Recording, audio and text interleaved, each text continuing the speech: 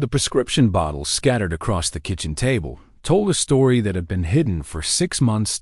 Stage 4. The words on the medical report seemed to burn through the paper. A man stood frozen, staring at his mother's secret, while his wife's face drained of all color behind him. Just 10 minutes earlier, she had rolled her eyes and called his mother dramatic for moving too slowly. Now, the truth of what his mother had been enduring in silence, what she had sacrificed to keep their family at peace, was destroying everything they thought they knew. How many times had they asked if she was okay? How many times had she smiled and lied? Sunday mornings in the Morrison household had developed a predictable rhythm over the past year. The warm, lived-in kitchen with cream-colored cabinets showing years of use served as the gathering place where 3 generations tried to maintain the appearance of harmony. Morning sunlight streamed through lace curtains over the sink, illuminating a round wooden dining table surrounded by mismatched chairs collected over decades. The refrigerator was covered in family photos and children's drawings, a timeline of happier years.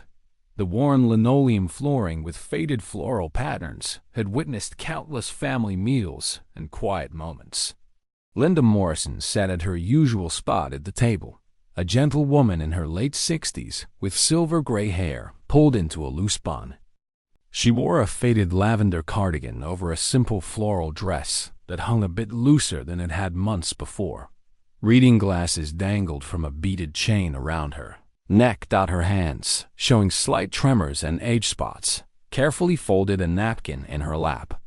Comfortable worn slippers peeked out from under the table. A tired smile played at her lips, the kind that didn't quite reach her eyes, which carried dark circles of hidden pain. A small vase of wilting daisies sat on the counter nearby, flowers she had insisted were still beautiful, even as their petals fell.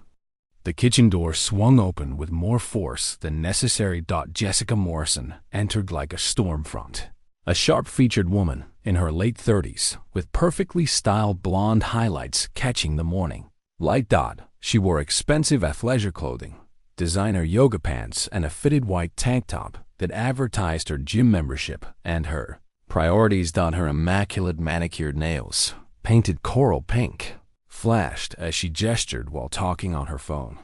Oversized sunglasses were pushed up on her head like a crown. She ended her call with an exaggerated sigh and turned to find Linda slowly standing from the table, moving with careful deliberation. Jessica's impatient expression hardened. She commented loudly that they were going to be late for brunch reservation because someone was moving at a snail's pace. Her tone carried the edge of a complaint, repeated too many times. Linda apologized softly, her voice barely above a whisper.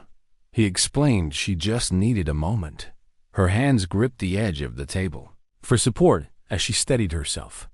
The tremor in her fingers was more pronounced than usual. Jessica rolled her eyes dramatically and checked her rose-gold iPhone for the 3rd time in as many minutes. She muttered about how every single Sunday turned into a production.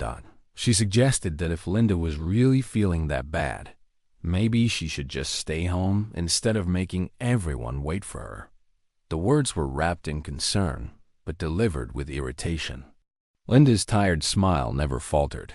She insisted she was fine, that she wouldn't miss their Sunday tradition for anything. She reached for her purse with hands that shook noticeably. A pill bottle nearly slipped from her cardigan pocket, but she caught it quickly and tucked it away before Jessica noticed. Or so she thought. Jessica launched into a monologue about her busy week, a demanding schedule, the stress of her yoga instructor certification, and how she barely had time for herself anymore. She paced the kitchen, her voice rising with each perceived inconvenience in her life. Linda listened with patient attention, nodding at appropriate moments, offering soft words of encouragement even as she gripped the counter to stay upright. The self-absorption was so complete, so consuming, that Jessica never noticed the way Linda's face paled. She never saw the grimace of pain quickly hidden. She never registered the way the older woman's breath came shorter, more labored. The signs were there, painted across every careful movement, but Jessica's eyes were fixed on her phone screen. scrolling through social media posts and restaurant reviews. Linda excused herself to use the bathroom, her steps slow and measured. Jessica barely acknowledged her departure, already texting friends about how exhausting family obligations were. She complained to the empty kitchen about how Linda was always claiming to be tired, always making everything about her health, always needing attention. The cruelty of the words hung in the air, unheard by their target, but witnessed by the family photos on the refrigerator. Images of Linda holding her baby son, Linda at his graduation, Linda at his wedding to Jessica, Linda always smiling, always supporting, always there. Behind the closed bathroom door, Linda leaned against the sink, her hands trembling so violently she could barely open her pill bottle. She caught sight of herself in the mirror. The weight loss, the exhaustion, the pain she worked so hard to hide. A single tear escaped before she composed herself. She wouldn't cry. She wouldn't burden them.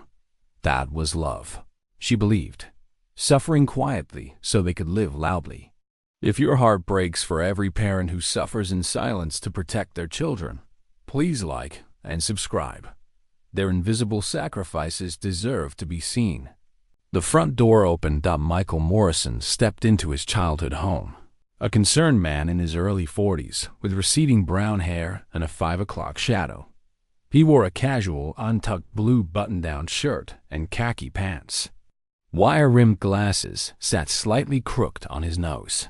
He carried a grocery bag, and pharmacy receipts were visible at the top. Worry lines were deeply etched on his forehead, lines that had grown deeper over recent months, though he couldn't quite identify why. He had stopped by the pharmacy to pick up refills for his mother. The pharmacist had mentioned something that made his blood run cold. A mistake with insurance, a mix-up with another prescription. Stage 4 pancreatic cancer medication. There must be some error. His mother would have told him if something was seriously wrong, wouldn't she? Michael entered the kitchen to find Jessica mid-complaint about his mother's slowness. He stood frozen in the doorway, the pharmacy bag feeling like it weighed 1,000 pounds. His wife barely paused her monologue to acknowledge him. He stood frozen in the doorway, the pharmacy bag feeling like it weighed 1,000 pounds. His wife barely paused her monologue to acknowledge him. She was explaining how his mother was always so dramatic about every little ache and pain. Michael's eyes scanned the kitchen with new awareness. The wilting flowers his mother refused to throw away. The chair at the table that she gripped too tightly when standing. The way she had lost weight but claimed she was just eating healthier. The tired smile that never quite reached her eyes anymore. He set the grocery bag on the counter with shaking hands. The pharmacy receipts spilled out. Prescriptions for pain management, nausea, medications he recognized from his own research into serious illness. His voice cracked as he asked Jessica when she last actually looked at his mother. Jessica's impatient expression faltered. She insisted she saw Linda every week, but Michael was no longer listening to her. He was opening cabinets, finding bottles of medication hidden behind coffee mugs. He was looking at the calendar on the wall, seeing appointments marked in tiny letters that his mother had been attending alone. He was seeing 6 months of clues he had been too busy to notice.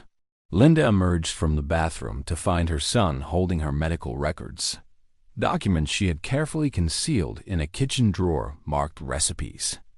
The tired smile finally crumbled. She tried to explain that she didn't want to worry anyone, that she knew Michael's marriage was already strained, that she couldn't bear to be a burden, that saying she was fine was easier than watching them suffer with her.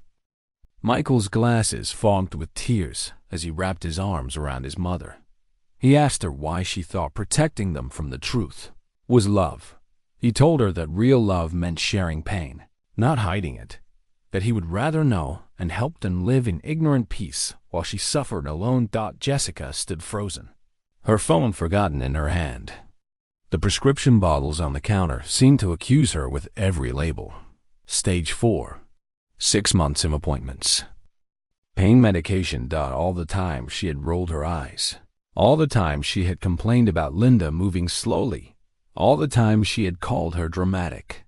The realization of what she had been blind to, what she had been cruel about, crashed over her like a wave. There was no dramatic confrontation, no shouting, just a quiet devastation of truth finally spoken. Michael made calls to oncologists while holding his mother's trembling hand. Jessica sat at the kitchen table, staring at the family photos on the refrigerator, finally seeing the woman she had dismissed for so long. The brunch reservation was forgotten. What mattered was here, in this warm kitchen with the morning sunlight streaming through lace curtains, where a family began the painful process of being honest with each other. Linda Morrison had believed that love meant protecting her family from pain.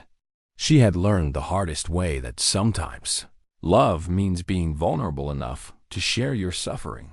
Michael had believed his mother when she said she was fine because it was easier than looking closely. He learned that "I'm fine" can be the loneliest lie. The lesson is painful but essential. The people who love us most will often hide their deepest pain to protect us. They will smile through suffering. They will insist they are okay, even as they crumble inside. Real love requires attention. It demands that we look past the rehearsed answers and easy smiles. It asks us to notice the trembling hands, the lost weight, the pain hidden behind tired eyes. When someone you love says they are fine, look closer. When they insist they don't want to be a burden, remind them that love means carrying each other's burdens. Notice the small signs. Ask the difficult questions. Create space where truth is safer than silence. Where are you watching from? Have you ever hidden pain to protect someone you love? Or missed the signs that someone was suffering in silence? Share your story below. Sometimes the bravest thing we can do is admit we are not fine.